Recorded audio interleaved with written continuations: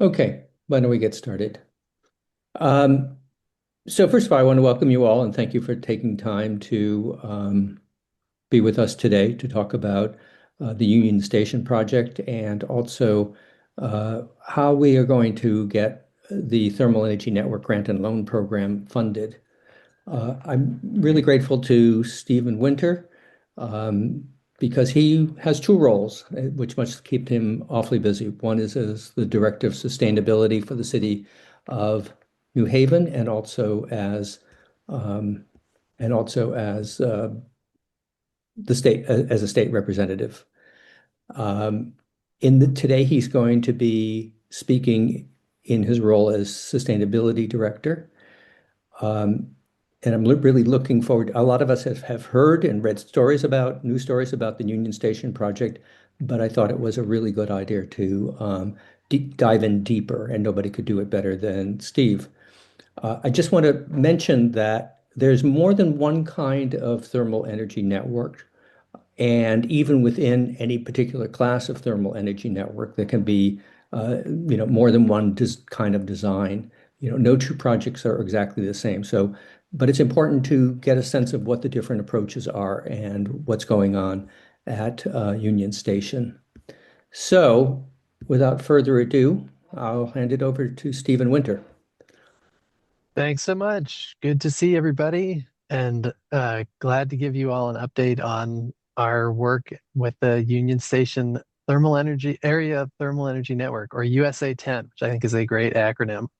So I'm going to pull this screen share up again and this in slideshow. Can you see that? We can see, oh, now you're in slideshow mode, so this is perfect. Okay, great. So we were really fortunate to be selected for this climate pollution reduction grant, which is a big key to this project.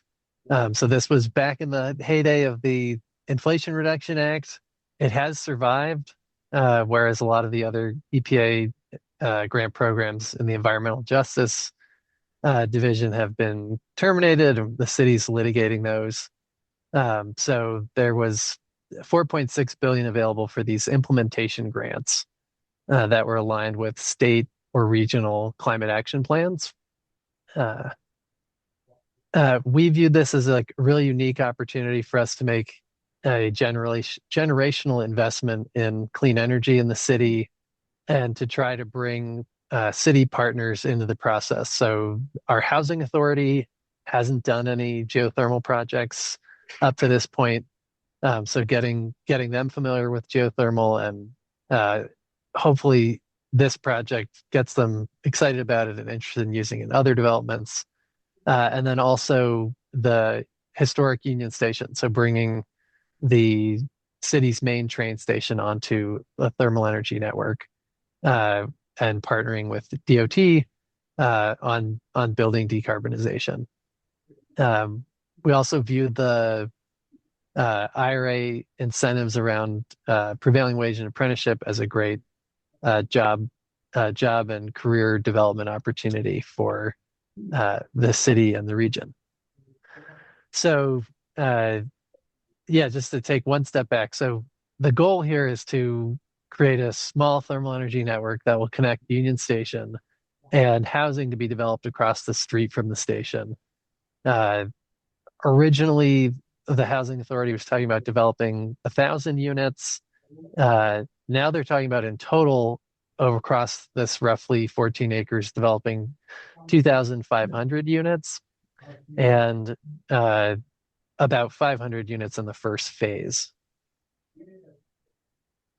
So how is this project funded? So like I mentioned, we're really lucky to have this climate pollution reduction grant award. That's about 9.5 million. And then the city committed to a cost share of about 7 million. And that's based on our expectation that we'll be able to receive 40% Inflation Reduction uh, Act direct payments, and then Energize Connecticut ground source heat pumps incentives for commercial heat pumps. We don't, all of those, both the rebate and the IRA are reimbursement based. So this green arrow here indicates that we need to seek funding upfront from the Green Bank. And so we are negotiating a bridge loan with the Green Bank to provide us with these funds, and then we'll pay that back once the project is energized and we're able to claim the rebates and incentives. So I for folks who are following like the thermal energy network uh, activity in other states, there's often either like a campus that's adopting a thermal energy network, or there's a community planning process where a community that's interested in a thermal energy network might meet with key stakeholders and look at which facilities could make sense to bring onto a shared geothermal system. And then there's typically some kind of feasibility analysis, like test test drilling and thermal connectivity testing, maybe some initial pre-development engineering, and then you get into the engineering and design and the contracting, construction, and commissioning. In our case, since we got this grant and we had partners saying yes, we would work with you on the housing and the train station, we really skipped that first step and dove right into this feasibility analysis uh, and design development. So this is like a quick timeline of what that's looked like. So we had the grant award in the fall of 24. There was a bunch of compliance work we had to do with EPA since it's federal funding, like an archaeological document survey, a quality assurance plan for data collection from the thermal connectivity tests, historic preservation agreement with SHPO. And then I think a key piece for us initially in the process was understanding that nobody at the city is really an expert in geothermal, and that we'd really be well served to have somebody who was. So we did in the beginning of 2025 selected an owner's representative, and EPA was kind enough to help us carve out a small amount of the grant dollars to commit to that. And they've been hugely helpful in navigating the design development process and helping us think through the tax credits. Uh, that spring, we selected a design engineer, and then we worked with them to create a basis for design, and we're now in the design development process. So there was a 30% design. We're just wrapping up thermal conductivity testing. I'll get into that in a minute. And they've just given us a 60% design, although there's some moving pieces there. So the design development process for us really looked like energy modeling as best we could, or as best we can. The loads at the train station using existing utility data, and then making some assumptions about housing development in terms of the square footage, the building typology. So is it a short building? Is it a tall building? And how energy efficient will those units be?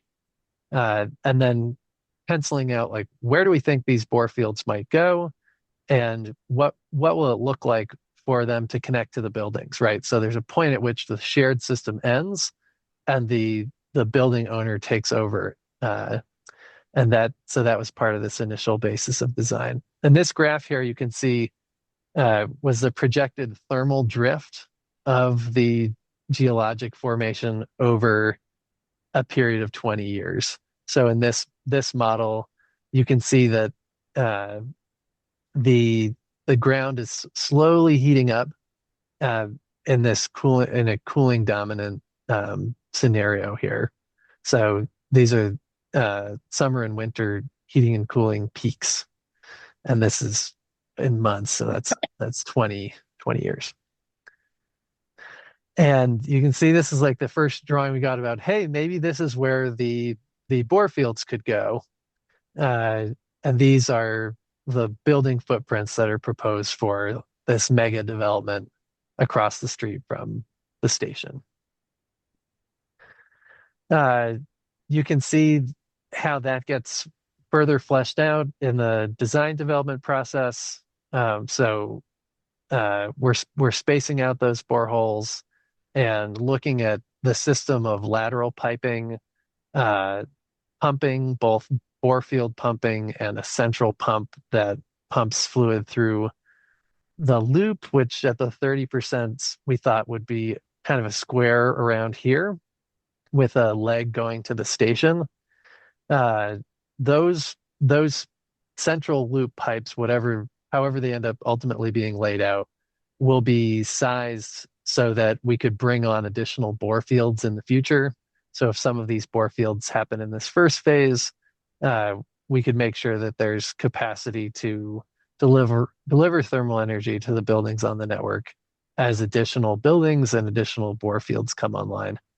And then this is a drawing of the main pump station. Uh, Unless we can find a home for it at Union Station, it will likely be a vault underground that somebody would reach through a hatch. And we're figuring out where that might go.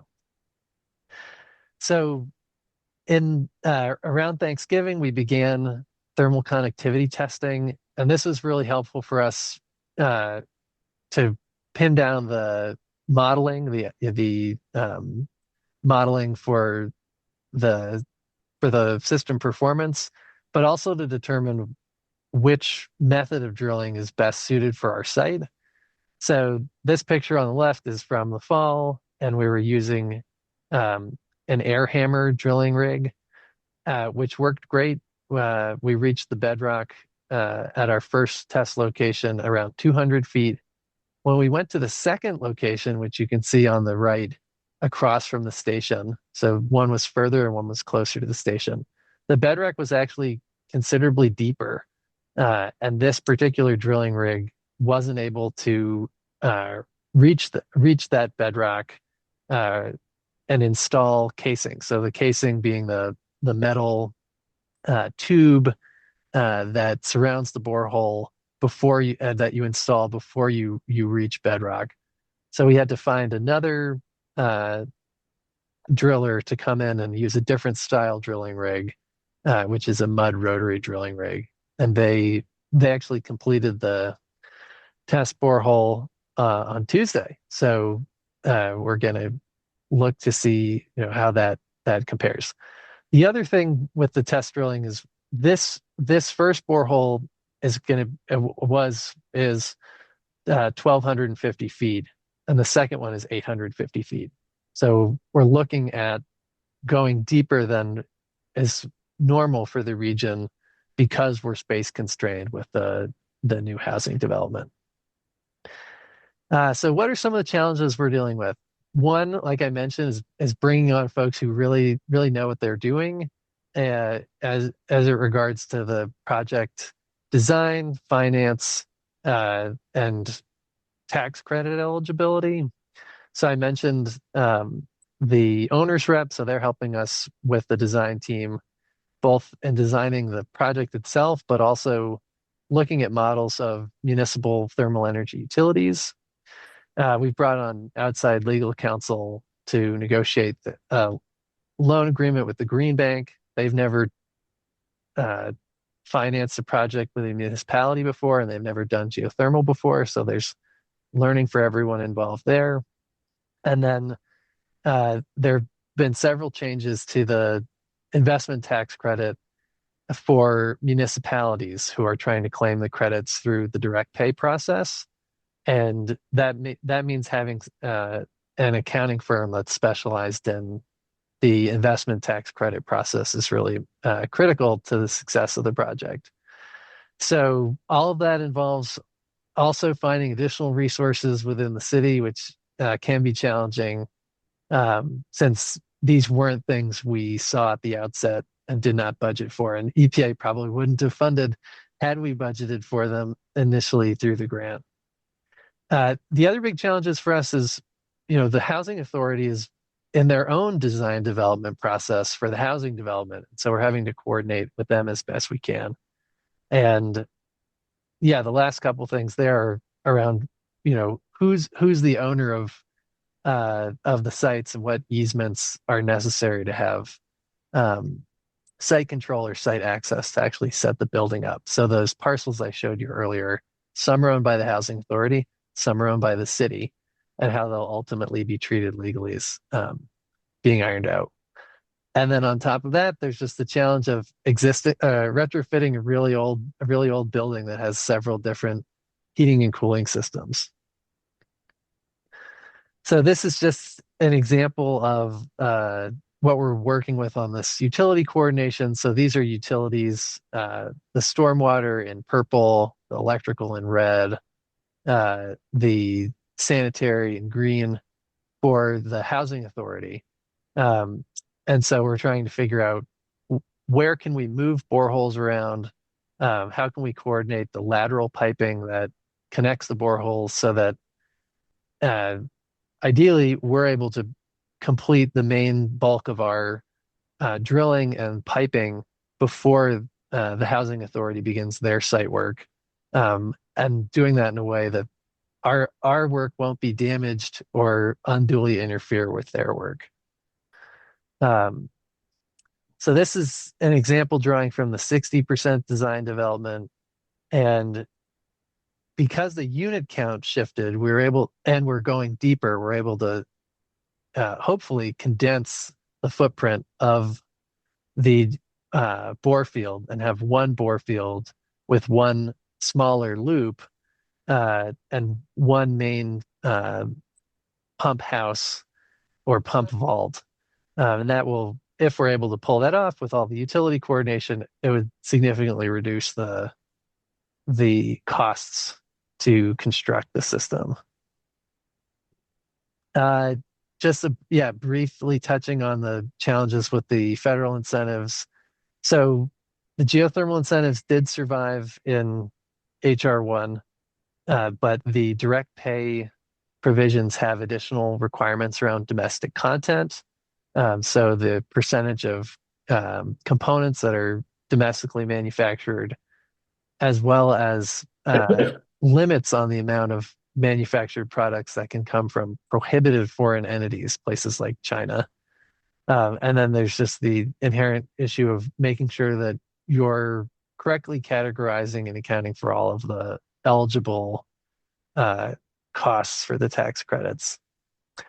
And then the retrofit, uh, there's sort of several different heating and cooling systems at Union Station. So right now we're working with the parking authority who manages the station to figure out, with the limited amount we have budgeted, how much of the station can we take off of its natural gas heating system um, and its existing HVAC cooling systems. So we're working on that, and then that will then morph into a scope for the retrofit. Uh, so there's some additional challenges there in terms of figuring out how to make the grant dollars go the furthest. Our next steps, we're working the Housing Authority on estimating energy savings for a federal grant that they're applying for. We're using this Alexandria, British Columbia uh, thermal energy utility as a model for how we could set up billing for the utility. We're going to finalize the bore field and pump station locations, close on our green bank loan, and then hopefully uh, have final construction documents done later this year, and then work through the design development process for this station. So this is kind of a quick timeline of what the next steps look like. But like I mentioned, going out to bid for the ground loop later this year, working on our designs for Union Station, and then either late this year or next year, beginning the drilling and piping for the ground loop, and then likely the following year, completing the pump house, commissioning the system, and doing the retrofit at the station. So that's what I have for you. Well, thank you, Steve. That was great. I have a ton of questions. Maybe other people do too, but I have a much clearer sense of what you're doing there. Maybe I will start with Did you ever consider using sewer thermal energy from maybe a pipe going by, either just partially to offset the number of boreholes? Uh, we the engineers were interested in that. Uh, this there It didn't really look like a great fit for this project, in part because we're guided by the grant we applied for, and we didn't apply for a sewer heat recovery system. Um, and then I think if I recall correctly, um, there wasn't a ton of opportunity with with the sewer lines running adjacent to the site. Good, fair enough. Others, if you have a question, wait, raise your hand and then you can unmute yourself.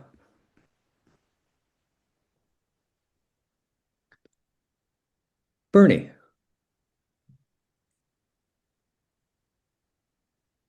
you should be able to unmute yourself, I think.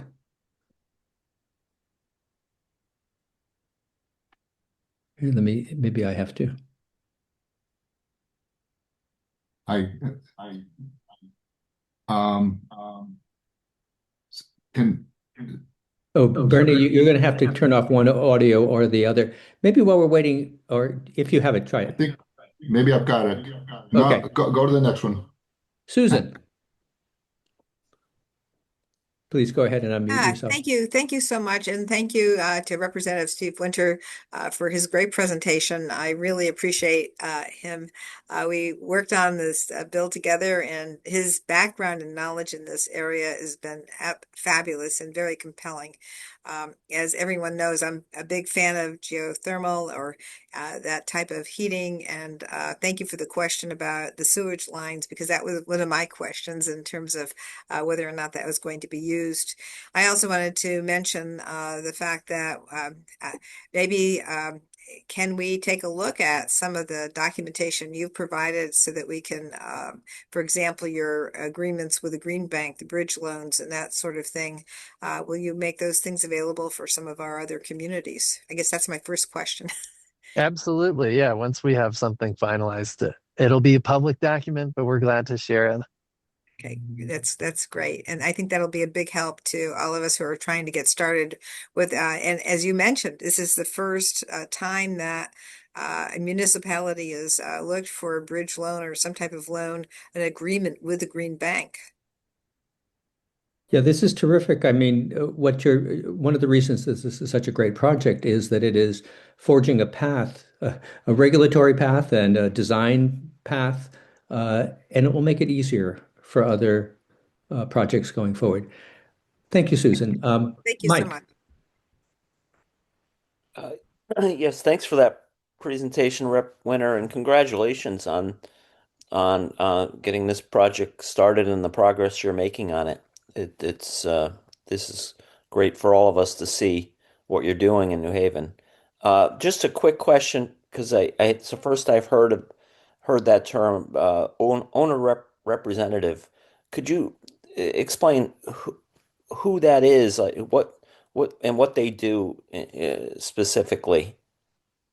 They're like they're kind of like your advocate in the process and working with your engineering team and other entities, making sure that you're troubleshooting things and guiding you through the process. So they helped us select the design engineer, and they've had a lot of feedback on the design as it's developed to make sure that it's cost effective and serving the city.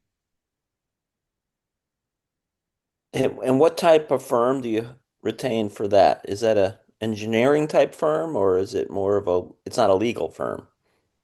They're a geothermal engineering firm. Thanks. Steve, before I go on to Steve Lewis, can you say who the owner's rep, what company that is, and who the geothermal design team and contractor? Well, you don't know maybe you don't know who the contractor would be until you've. The owner's rep is Aztec Geothermal, and the design firm is CDM Smith. Okay, thanks. I thought I saw that you were talking. has Bright House Energy had any role in this? Brightcore's Brightcore. not involved in this project. Oh, okay. Um, Steve Lewis. Yeah, thanks, Peter. Hi, Steve. Just a quick question. So you're obviously much further along in the design and development of this project, but had the grant and loan program been available earlier to you in City of New Haven, would that have been helpful and, more instrumental in your ability to move it forward faster? I'm just curious about that. And do you foresee needing to come back for any of those funds at some point for some aspect of further design or review?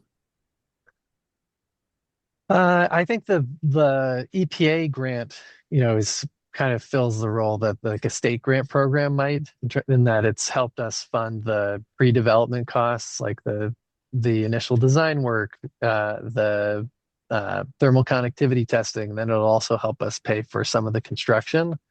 Um, and yeah, I think our hope is that we'll be able to utilize the green bank for the piece that the grant doesn't cover.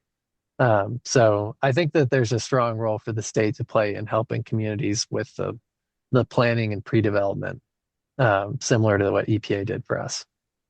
Great, thank you. So Jeff Howard asks through the chat, were there any other thermal resources considered, or are there any other resources, thermal resources considered besides sewer as part of the project? No, we've really just been focused on the geothermal.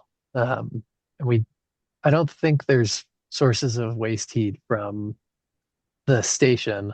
We are planning on using or hooking up the domestic hot water from the housing, and that'll help. And since uh, we are likely to be cooling dominant, it actually helps to have heating loads to keep the system in balance. Yeah.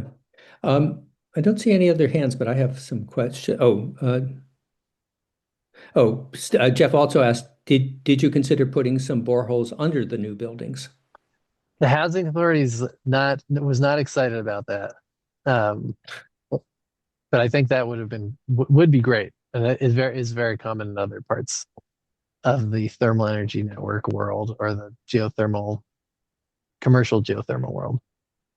Yeah. I was really interested to see the part of your presentation about that you were looking at the Alexandra, BC model for how do you charge for the heating and cooling. And I'm really curious what your thinking is about that, particularly since it looks like for all of the development outside of the station itself, or maybe the station itself is included, there's a sort of a landlord-tenant split, and whether will tenants in the new developments be paying for their own heating and cooling, or will that be included in the rent? Yeah, they'll likely have their own um, heat pumps in unit, like geothermal heat pumps in the unit. But we're not sure yet if they'll be getting a bill from us. I think it's more likely that the building owner will be getting a bill and then prorating it per unit. Um, I apologize. I've got to hop off to another meeting. Oh, But I'm well, happy to, if you have more questions, I'm happy to, you know, keep talking about it via email or hop on another meeting. great. Well, thank you so much, Steve. That was terrific, and really appreciate your time. Yeah, thanks everybody. Have a great day. Bye-bye. Well, it was just as well that Steve had to hop off because I almost forgot that it's 1:02 and we need to move on to Steve Lewis. So Steve, he has there are many elements to his background, but probably the most pertinent are that one, that he worked for the Connecticut State Legislature as a staff person for about 10 or 12 years. And that has made him more knowledgeable than almost anybody else I know about how that institution works and how to go about thinking about getting results from your advocacy. He is I think he heads the Greater Hartford Sierra Club chapter, and I rely on him. I've relied on him more than once for good advice about how to advocate at the legislature. So I thought he would be the perfect person to talk about our current thinking about how to get the Thermal Energy Network Grant and Loan Program um, funded. It was established last year as part of SB4 with certainly the help of Stephen Winter, maybe as the main champion, but also Susan Johnson and others. Um, but how do we get it funded so that municipalities have the money to actually formally look at what the potential for their own thermal energy networks might look like? So with that, I'm going to hand it over to Steve. Thank you, Peter. Hello, everybody. I know some of you, and I'm glad to meet some of you virtually and see your names out there. Get to hopefully get a chance to meet you and work with you further on this going forward. Um, I think it's always better for us to seek the potentially easiest path first to get to funding for a program like this. The fact that they were able to get the authorization language passed last year, but without the funding, speaks to the challenge of, just how tough a nut it is to crack to get that funding in place, especially as an appropriation. With the budget caps and coming into a short session. And for those of you who aren't familiar with the Connecticut General Assembly calendar, every 2 years, the Assembly meets in odd numbered years for 5 months, and then in the following even numbered year for only 3 months. And so we're coming into a session that's 90 days long, and there's not a big appetite typically coming into this short session to be, getting additional dollars through on the appropriation side or even on the bonding side. So, it kind of constrains what we might approach in terms of getting this done this year. The good news is that a few years ago, there was a bond authorization for heat pumps for $25 million. And the authorizing language for the use of that 25 million for DEEP to be able to use it for some specific heat pump opportunities. That language was changed last year to broaden its potential application. And what I mean by that is that they put in language relating to thermal energy, and I think it made that bond authorization a little more flexible.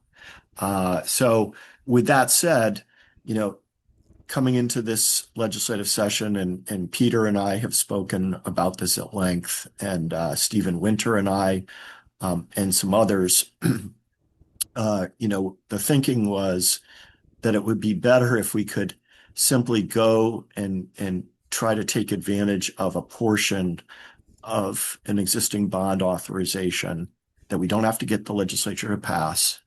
And can we take a request through DEEP and the governor's office to hopefully align with us and parcel out a smaller fraction of that 25 million to fund this program?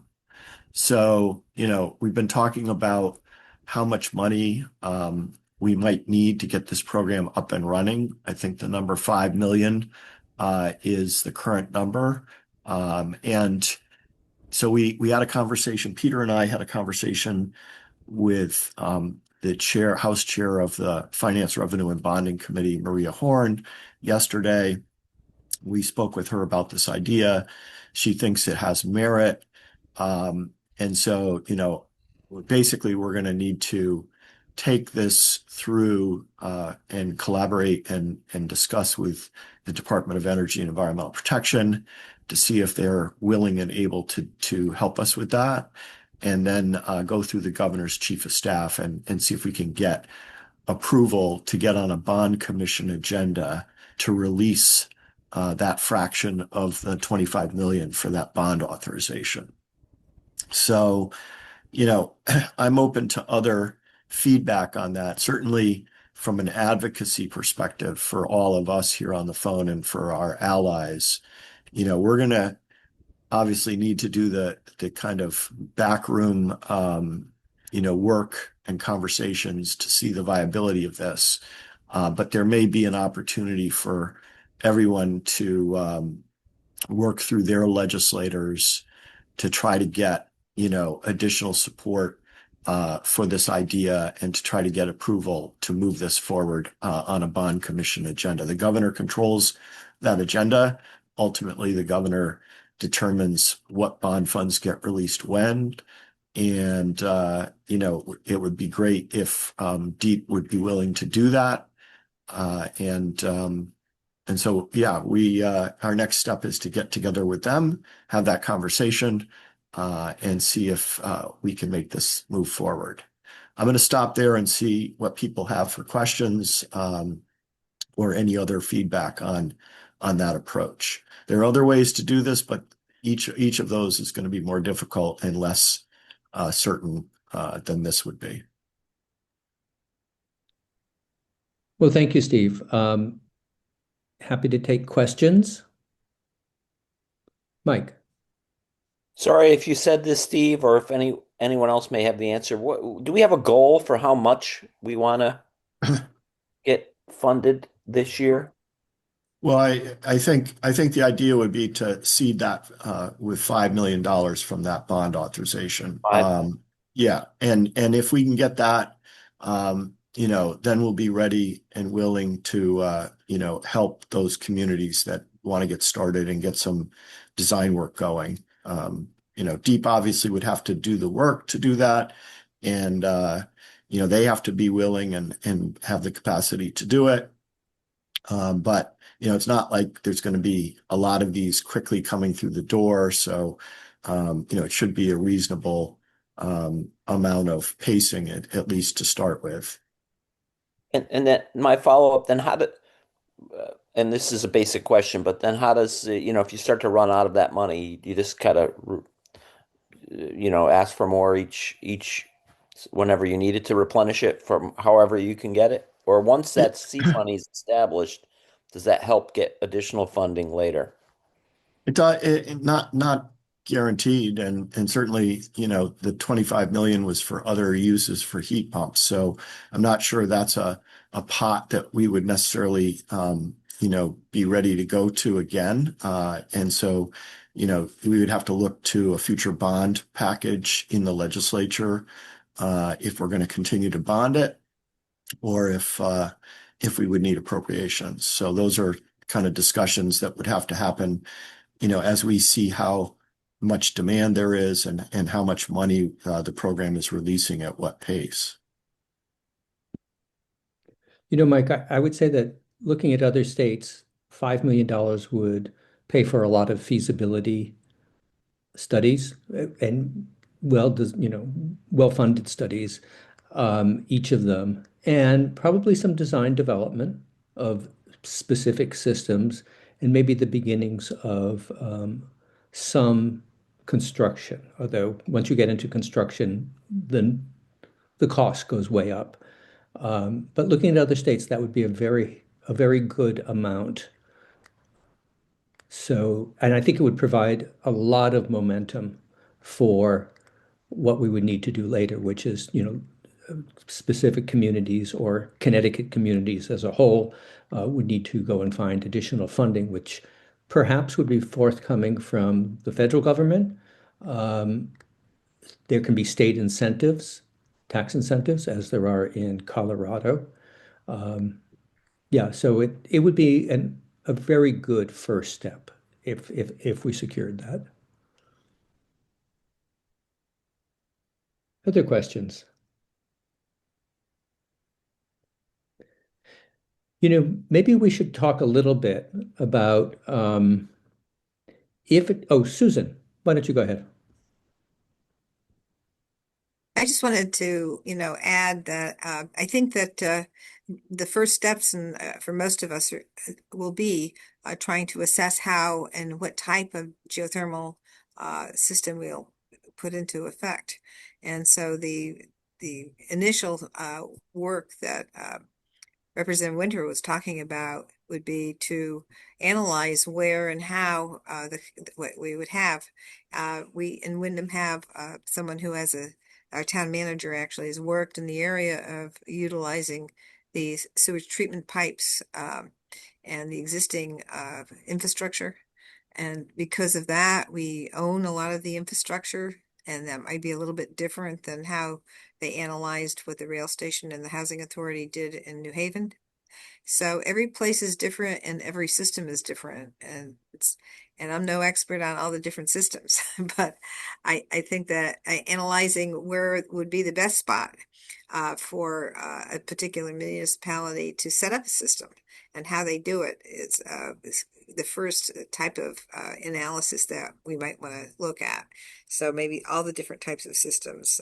We could maybe have some of the engineers come onto this group and talk about that. I'm really pleased to see so many people participating because it's going to take a large group of people to do this. The other thing I want to mention is that there still are federal tax credits or breaks available in this situation. And being able to utilize that when you go to the state for funding or when you go to the Green Bank for funding and say, hey, this is aligned with what we're doing.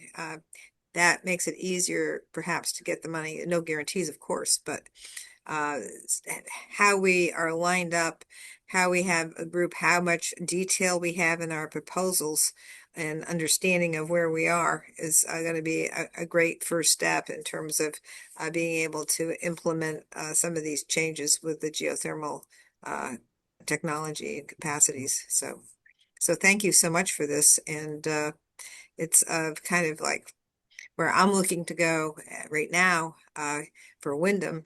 And one bit of good news is we have a developer on our Main Street that is on either side of one side of Main Street is Riverside Drive. And the developer is looking into utilizing a geothermal system for that building. So as we move forward with different types of development, I'm very, very interested in every single type of geothermal type of development. But so I just thought I'd throw that in there and we should take a look at those tax credits that remain in effect under the federal level. And Representative Johnson, thank you for that. And, are you in agreement that it would be maybe our best bet to go after those existing bond dollars, to start with here to see if we can, get that versus trying to start from scratch and getting funding for this? I think that wherever the person is at, wherever the town is or the entity is in the development, for example, we have already Eastern Connecticut State University has geothermal. Our federally qualified health center has geothermal. I'd love to see our downtown area get the geothermal.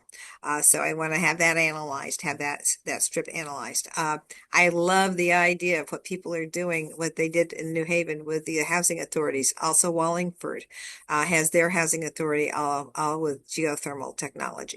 So a lot of that is, a great opportunity. Yukon has geothermal. So we have it around here. We need to be able to take whatever people already know, pull it together and have these conversations like everybody being here talking about this and then see what kind of plans we can put together and then bring them talk to the Green Bank, talk to the, bring the proposal to the bonding, the governor.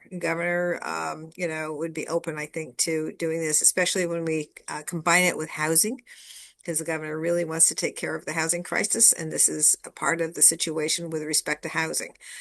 So if we can take care, I would just be overjoyed if we could get all our housing authorities so that they would get the geothermal and then they would have the reduced energy cost and the structure of the geothermal heat pumps is, my understanding is that it's stronger than just straight electrically run heat pumps, and so that they have a longer lifespan. Those are the kinds of things that will help us get the funding. And working together as a group, when they see a group and we can get a statewide group, that would be a really great way to be able to get the funding for, specific areas and how we do it. So that's, I think, what we're formulating right now. Uh, do we do it on a main street? Do we do it with a housing authority? Do we do it in areas where, we have sewage pipes that can be utilized? Massachusetts, for example, has a plan to every time they dig up the road in Massachusetts. Now they haven't passed this bill yet, but this is a thought, and it might be a bill for maybe this. I can submit it this year, but as everyone knows, it's a short session, and it probably will take some more time. But every time they dig up a road in Massachusetts, they have a proposed bill now to put in the geothermal pipes. The road's already up, put in the geothermal piping, and then that way, and I would suggest that they could maybe modify that concept to doing that in areas where they already have sewage pipes or where they already have other types of piping. That especially, in areas like municipalities that own the infrastructure, which is why we designed the bill the way we did, to make sure that there was complete flexibility with the ownership of a business, of a state institution, of a municipality, connecting with the green bank or whatever other opportunities that there might be. So the bill is structured in a way to give complete flexibility to whatever entity wants to avail itself of this, and also the tax credits on the federal level. And so it might be where I could maybe take a look at and contact my congressman and our United States senators and get all the information about the federal tax. I know that Representative Winter did do some of that, which I was pleased to see. But if we could do the tax credits and then kind of connect it with the plans that different places might want to have this type of system, try and put together everything in one package so that we can see it. But I think that Representative Winter's package that he presented today is a good start. And I'd like to see more development in that area. So, but I'm just very Well, thank pleased you, to see Susan. everybody here. Thank you. Thanks, Susan.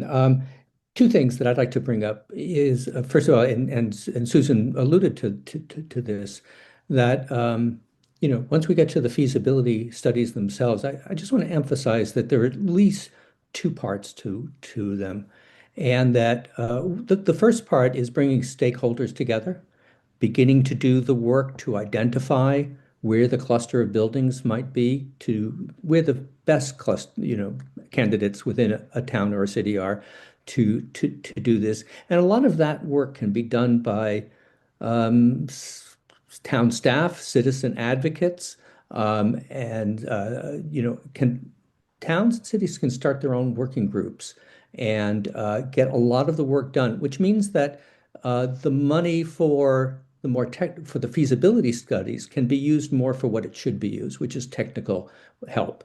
Um, and those dollars can then go farther. I don't think, for the most part, I don't think there'll be that the kind of companies that would do these feasibility studies, they certainly cannot work in a vacuum. They have to have, in a sense, good clients who have done some of the legwork. And I've already started talking to a number of municipalities about starting working groups. Luckily, there is a really good guidebook titled How to Develop a Thermal Energy Network, put out by a group in Vermont, Vermont Community Thermal Networks. So that's something to talk about if you want to get in touch. Um, and then the technical feasibility study funds can be used more for looking at the geology, looking at what the heating and cooling demands and existing systems are that might be part of a network. The other thing I wanted to bring up is that um, going forward, Steve and others, and Steve Lewis, Steve Winter, and I, and others will be talking, and Susan will be talking to legislators, to the governor's office, and such. And it looks like this is the way to go initially to see how far that can go. I think that there's a really good chance that the time will come when we will be calling on all of you and people who are not on this call but have attended past um, calls and others to do what many of us know how to do and are good at, which is advocacy and sending emails and letters and making phone calls to the governor's office, to your own state legislators, and to, I think it would be probably be the chairs of the Finance Committee and also maybe the Bonding Commission. Um, so stay tuned. We're not saying that Steve Lewis and Steve Winter and others will do it all. We will be calling on you most likely. We're just not ready at that point. Sure, Susan. So finance, revenue, and bonding, they have the subcommittee, which is the bonding committee. A lot of the things must go to get passed in the legislature before it goes to the commission. So then once it's passed in the legislature, then it goes to the commission for bonding. So that's kind of the procedure in terms of how we take a look at whether it gets to the bonding commission. But the first step is to get it passed through finance, revenue, and bonding. And then once that's done, then it gets passed the legislature and the finance bill, and then it goes to the commission, and it goes in line with all the other bonding requests. So that's just a little look at that. So if a town has a bonding request for this, and maybe working in conjunction with the Green Bank, again, you'd have a request through the Green Bank to see how that would work. And then as the project gets bigger, it might be where you submit that to the bonding commission. I'm sorry, to the Finance, Revenue, and Bonding Committee, and then if the legislature incorporates that, then it gets passed over to the commission. Does that make sense? Yes. Well, thank you. I'm not sure that I may be missing some questions that because I see a hand someplace, but it's not on any particular person. But yes, thank you, Susan. And now my understanding is, as Steve said, is that a bonding package for for heat pumps has been passed, $25 million, and is essentially ready for the green light from the governor. And if that happened, then it would be a discussion probably between the governor's office and DEEP, and maybe we would all be included, about how much DEEP could allot to a thermal energy network grant program. Steve, do I have that right there? Yeah, exactly. I mean, that bond authorization is already passed. It's as you say, it's sitting and available. It's a function of getting them to say, yes, green light it. Yes, for this purpose, we'll use this much of this percentage of it for this funding this grant and loan program. And then as Rep. Johnson says, if any individual municipality or, college or university, part of the state system comes in seeking construction dollars, those might be bonded too, and they would be bonded in the future once those projects are kind of more formalized. But probably they would need to go through get the grant program money to do the initial design work. All right. Well, the governor could make this very easy or could make it hard. I know that yeah. Why don't I stop there? And well, Steve, we're just about to the end. Do you have other questions? Does anybody in the audience have questions about any of this? About what Steve Winter was talking about, or anything about that Steve Lewis has said, or just in general about thermal energy networks, the grant program, how Connecticut is going to develop grant programs or thermal energy networks. Well, I just want to notice, feel free to raise your hand, but I did see that Julie Paquette from Yale was on the call. Julie, I think, is going to be speaking at our next 10-4 CT meeting at the end of the last Thursday in February, which I think is the 26th, but don't hold me to that, at the same time frame, 12:30 to 1:30. Again, it's good to hear, to understand better about the technologies and the regulatory and bureaucratic challenges that these systems face. Um, but each system again is different. We're going to, I believe, in March, have a representative from the University of Connecticut's Office of University Design, Planning, and Construction at the Storrs campus talk about a very small geothermal loop that is kind of complicated and is not necessarily typical of campus loops, and certainly not the kind of loops that we might see going under our streets in cities and towns. But it's worth understanding that technology better.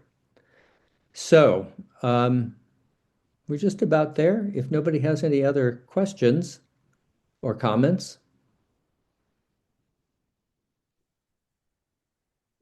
Hey, Peter, Michael Tracy over at Brightcore. Yes. Just wanted to thank you. This is a fantastic program that you guys have put together. I know it doesn't happen easily, but with Representative Johnson and Stephen Lewis and Stephen Winter, this was very insightful for us, and we're really happy to be a part of it. You did ask me a question via email. I just wanted to, while I've got you, yes, we would provide, energy as a service for Geo, or what we call Geo as a service for municipalities. So something we can talk a little bit more about maybe on a future call, but wanted to share that with you. Well, we're so glad that Brightcore has participated in this. I mean, Jonathan Hernandez's talk a couple of months ago, or maybe it was last month, but Yeah, it was last was month. really Yeah. excellent. We got a lot of Thank you. questions. And this energy as a service is definitely something that I'd like to talk more about, and maybe Terrific. could be a future presentation. So let's talk offline on that. Look forward to it. Thank you. And again, very well done. Hey, Peter, it's Constantine. I want to echo Michael's commentary about your putting this thing together. Appreciate it. I would volunteer doing some possible presentations around mapping, considering that the mapping piece is how you measure how much energy you would get out of sewer thermal. So ponder it. Let me know when you want to do it, and we could have a prezo on mapping for your team. Well, I'm not sure that everybody is interested in mapping thermal energy in sewers, but would be totally up for that. And I think that, there was a really good response to Paul Cole's presentation. So in spite of my poor attempt at humor, I think there is a lot of interest in all of that. So by all means, we will talk offline. So it's 1:30. I'm going to respect everybody's time. So I'm going to adjourn unless somebody has a final comment. Thank you. Okay. Thank you, Great. Peter. Thanks, Steve, and everyone. Take care. Bye. Bye-bye. Thank you.